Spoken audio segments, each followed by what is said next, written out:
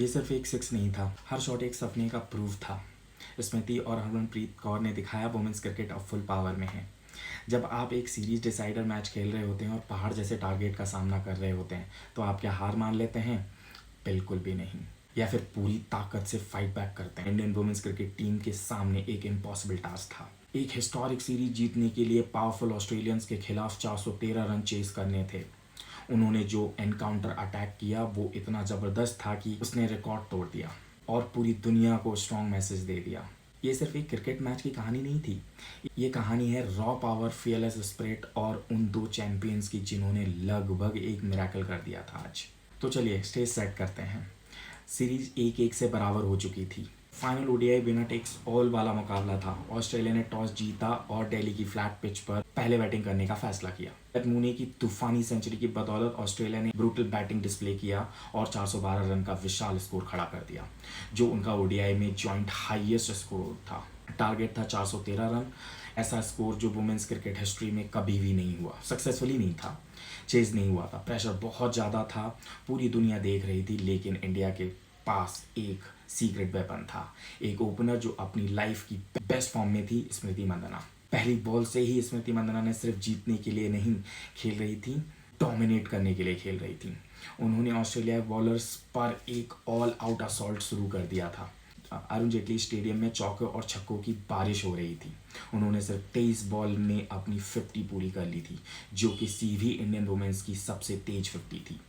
पर वो तो बस शुरुआत थी। पावर हिटिंग के एक ब्रेक टेकिंग डिस्प्ले में उन्होंने सिर्फ 50 बॉल में अपनी सेंचुरी पूरी कर दी थी। ये कोई ऐसी वैसी सेंचुरी नहीं थी, ये वुमेन्स ओडीआई क्रिकेट के इतिहास की सेकंड फास्टेस्ट 100 थी। इसको पर्सपेक्टिव में रखें तो उन्होंने विराट कोहली के मशहूर 52 बॉल सेंचुरी का रिकॉर्ड तोड़कर ऑस्ट्रेलिया के खिलाफ सबसे तेज ओडीआई बनाने वाली इंडियन बन गई।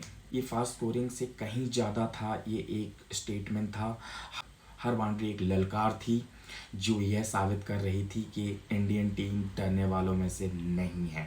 आखिरकार वो 63 बॉल्स में 125 रन बनाकर आउट हुई, एक ऐसी जिसमें 17 चौके और 5 बड़े छक्के शामिल थे।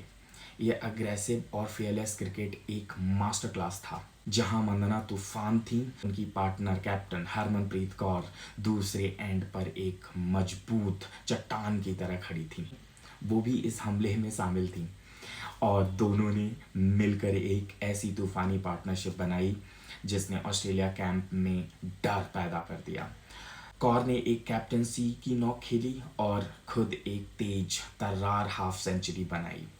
दोनों ने मिलकर सिर्फ कुछ ही देर में 121 रन जोड़ दिए। हरमनप्रीत ने मंदना से प्रेशर हटाया, उनके साथ खेला और ज़रूरी रन रेट को कंट्रोल में रखना। उन्होंने अपनी 50 पूरी की।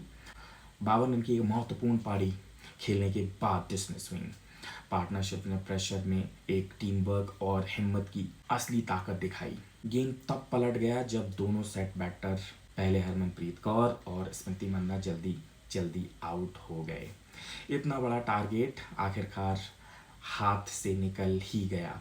ऑस्ट्रेलिया ने मैच जीतकर सीरीज 2-1 से अपने नाम कर ली। हाँ, इंडिया शायद ट्रॉफी नहीं जीती, उन्होंने उससे भी बड़ी चीज जीत ली, रिस्पेक्ट। जिस दिन उनसे टूटने की उम्मीद की जा रही थी, उस दिन उन्होंने हिम्मत से लड़ाई की। स्मृति मंदाना और हरमनप्रीत कौर की ये शानदार परफॉर्मेंस स्पोर्ट्स में महिलाओं की ताकत, स्किल और फाइटिंग स्पिरिट एक और जबरदस्त सबूत दिया था। उन्होंने दिखा दिया कि वो सिर्फ पार्टिसिपेंट्स नहीं हैं, वो रिकॉर्ड ब्रेकिंग हैं और गेम की असली योद्धा भी हैं। ये मैच नतीजे के लिए नहीं बल्कि पावर हिटिंग के उस शानदार नज़ारे और टीम इंडिया की अनब्रेकेबल स्पिरिट के लिए याद रखा जाएगा। ये वुमेन्स क्रिकेट में मौजूद ज़बरदस्त टैलेंट का एक इशारा हो और आने वाले बहुत सारे मुकाबले का एक बड़ा वादा भी है। इस कमाल की इनिंग्स में और I would say entire match में आपका मोमेंट कौन सा था, कमेंट्स में ज़रूर बताइएगा और चैनल को शेयर, सब्सक्राइब एंड कमेंट जरूर कीजिएगा।